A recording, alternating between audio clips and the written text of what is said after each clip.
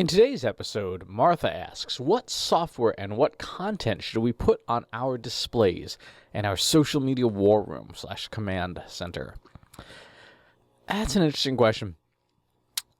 And the answer is it depends really on what decisions you need to make. Remember, dashboards without decisions are decorations, right? And you can buy all sorts of useful, decorations like art if you want to just have something on the walls. Social media war rooms and social media command centers in the past have been very often for appearance's sake. You put one in to show off to your senior executives, to your board, to your customers. Look, we've got this great thing with all these screens, and it looks like something right out of the movies. Well, of course, we also know that the movies are fictional, but an awful lot of people like the way they look. It's a very expensive use of money. War rooms and command centers are useful for real-time decisions. So if you are running, say, a big event, and you need to make a decision in real time, and you need just a lot of screen real estate, multiple TVs showing multiple screens, that's a valid use of a command center. You're doing something really big that you couldn't do on just one single monitor or even a couple displays. You need 8 or 12 displays just to have the relevant information in front of you. Now, in terms of what you should be displaying, there's 3 categories of information. Number 1, you should be displaying anomalies. So any good social media management software is going to collect data and present it to you in some fashion. The better packages of software are going to show you anomalies. If you normally get 5 likes on a post in the first hour and you get 10 or 15 or 20, something that's a multiple change into what's normally there, that's an anomaly. So anomaly at speed of engagement is something that you would want to have in a command center so that you can see there's something going on with that post and we don't know why. Let's keep an eye on that. And you should then be able to take that post and monitor that specifically and the responses to that. You want to monitor content types. Are people is there a sudden spike or anomaly in the responses to you, right? Are people responding with videos? If so, you should probably watch those videos and see if there's some kind of known problem that people are sending you video evidence of. And the third anomaly to watch is sentiment. Even automated sentiment, which is 80-ish% accurate. It's not great, and that's a whole different topic.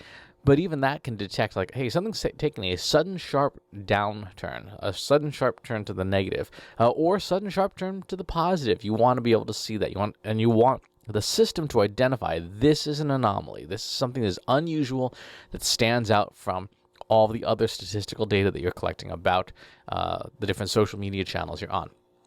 Second thing you're going to want to display are trends, and trends are best generally displayed as line or bar graphs, and you want to be able to see in very short intervals what's happening. So your software should be polling your channels at anywhere from 30-second to 1 minute to 5-minute intervals, depending on how fast you need to make a decision, and being able to see those trends over time, rolling averages of engagement, of responses, things like that. Again, you're looking for changes out of the norm, something that's happening that you're like, oh, that's weird. And it's one of those things that you should be able to see and understand through good color coding. Something's up there. The third thing to have on any dashboard, particularly a command center, are your KPIs. And remember, a KPI is a number for which you are either promoted or fired. And that should probably be on its own screen, just sort of a scorecard of what's happening so that you can see, okay, these are the things that have been happening and the things that we need to pay attention to. So you probably need at least 3 different screens to display anomalies, trends, and KPIs. And then more important is you need to have procedures in place. When an anomaly occurs, what do you do? What is the playbook? There should literally be a binder sitting out on a desk somewhere that everyone has been trained on. It says, when this happens, do this. When this happens, do this.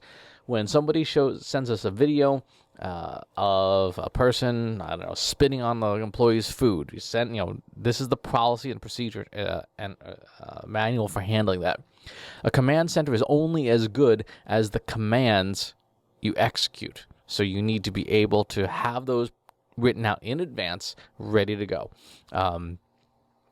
And the command center screens shouldn't require a whole lot of reading. The software that you use, whatever software you use, should be using color coding, have very obvious displays, so that if you're standing across the room and you look like, there's all of our social posts and they're normal colored, but there's 5 of them that are red. Okay, let's go take a look at the 5 red ones. Right, that's the kind of thing that at a glance you should be able to see something's up. It is no different than if you look, for example, at how an airplane cockpit is designed. There's not a lot of excess, right? Even though it's complicated, there's not a lot of excess in an airplane cockpit. Everything there is essential and there for a reason.